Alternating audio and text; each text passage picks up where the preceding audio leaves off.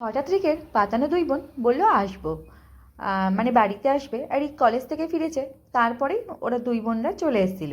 আর তোমাদের দাদাভাইকে একটু চিকেন প্যাটিস আনতে বলেছি, এই যে চিকেন প্যাটিস এনে নিজের ভাগেরটা নিজে আগে কিন্তু খেয়ে নিল। আর এখানে আমি চিকেনটা রান্না করছি।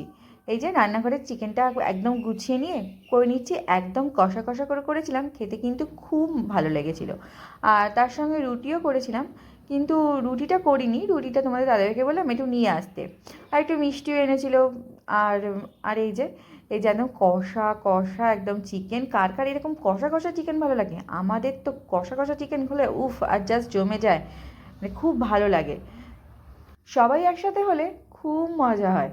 আর ওরা এসেই একদম মুভি দেখছিল, খুব মজা করছিল। আর তারপর আমি বললাম যে কফি খাবি সবাই? বললো হ্যাঁ খাবো। তা কফি এখন বানিয়ে নিচ্ছি।